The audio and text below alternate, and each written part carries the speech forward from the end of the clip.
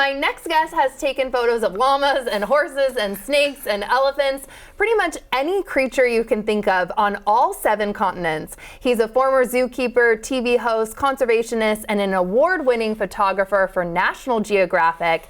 And his new book, Icebergs to Iguanas, showcases stunning photos and behind-the-scenes tales of all of his adventures. Welcome to New Day, Jason Edwards. G'day, thanks for having me. Oh, I love the accent already. Good day. Oh, yes. How does a zookeeper from Australia become an award-winning photographer? I started shooting when I was 8. Literally when I was 8 with my mum's camera. And at 14, I bought my first camera with my paper round money. At 18, I got a job as a zookeeper, and suddenly I'm surrounded by wildlife. And all my studies were not in photography, they were actually in the animal sciences. And so I was immersed in it and I was obsessed. So all the money that I earned from being a zookeeper, I put into buying cheap lenses and traveling myself and building my skills. That is so incredible. And you've been to over 70 countries across all 7 continents. What are some of the most memorable shots? I feel like that's got to be hard to pick, but what are some of your most memorable ones? Llamas. It's all about the llamas. Llamas. We're done here. Llamas. It's just llamas. No, I mean, I think, when you go to places like Antarctica, it is surreal. It is like nowhere else on Earth. It's all about ice and changing light. But the juxtaposition of that and being in the Amazon, for example, where that was amazing, the shot you just saw then, 3 o'clock in the morning. Like, what? Every leaf holds an insect that you can't even imagine that evolution made. It's those privileges of traveling to all of these different ecosystems is what keeps me on the road. That is so beautiful. I mean, those photos are insane. And you've gotten, obviously, like we've already just saw, really, really close to some of these creatures. Yeah. Is it ever dangerous? I mean, I imagine you have some stories. Look, my body is a cesspool of disease and rebuilds. I've had fingers stitched on, lava. No. Yeah, a couple of times. Lava living behind eyeballs. I had lava in my ear canal this year. What? Shoulders reattached. It's, but the thing is, it's often the small things that do more damage sometimes than the larger creatures. But things like hippo and lion, if it goes sideways, or elephant, you really have to have a bit of knowledge or be aware, because that can be deadly very quickly. But it's all those small things that destroy you for months on end. Oh my gosh. And these are some stunning photos from Africa. I imagine that was probably a spectacular trip there. Yeah, I mean, I've been working in the Serengeti since '92, since I was a teenager. So it's one of those places. It's a soul place for me, really. My ashes will be scattered there and things like that. So hopefully, I've got a bit of time before that happens. I think you do, for sure. Soul place. I like that. And I kind of feel like this is like picking your favorite photo, but has there been a most magical situation that you've been in that you want to speak to? I mean, there's a shot in the book, in the Serengeti story, and it's got a single giraffe against an ashen sky. And it was the last day of 3.5 months, and the herds were crossing the river, the famed crossings. Crocodiles are grabbing them.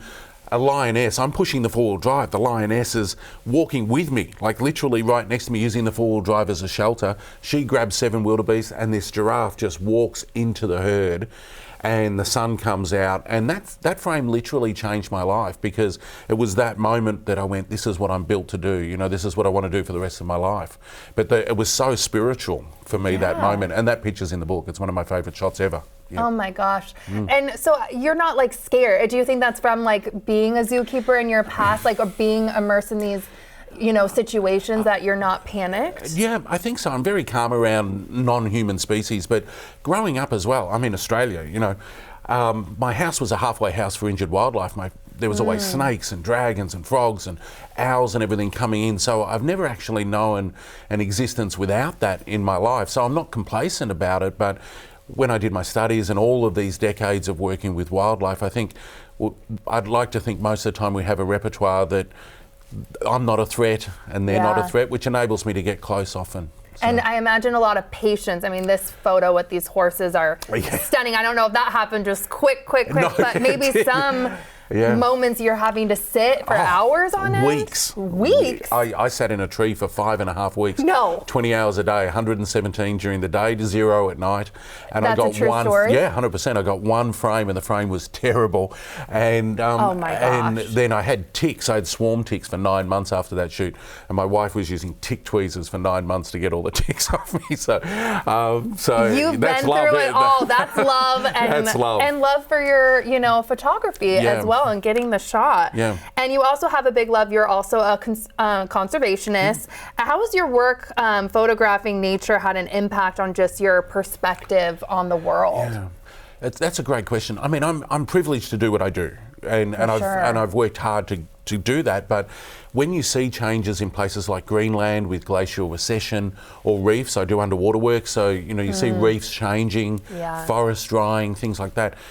I realise that privilege also means I have to bring back that information and share it in places like the book, and help people understand that these issues are complex, but also, I'm a glasses half full kind of guy.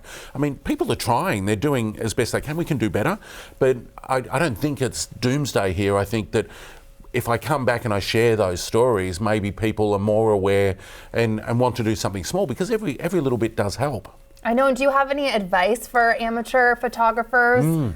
I mean, photography is so prevalent now, but I always try and take the shot that I want at the end. Don't take the shot that you can fix in Photoshop or Lightroom. The software's great, but actually think about the story you want to tell and lead people into that frame. So look for where all the lines are leading, the point of interest. What made you want to take that shot? Don't think about what you can fix later. Just try and get it right at the time. Oh my goodness. Yeah. I could talk to you forever. You're so interesting. And how can people find your book? And I want to know too, what's next for you? Yeah.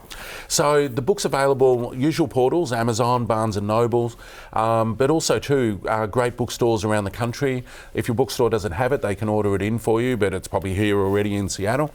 Right. And for me, I go home from the US for the summer, for Christmas, because it's our summer. Good, yes. And then I'm home, get some surfing in, and then I'm back on the ice. I'm back in Antarctica at the end of January. So a little bit of sun and sunshine, and back to -30. Oh my gosh, I can't wait to see what's next. This will be a great gift for the holidays for everyone. Thank you so much for being here. Thank you. So interesting.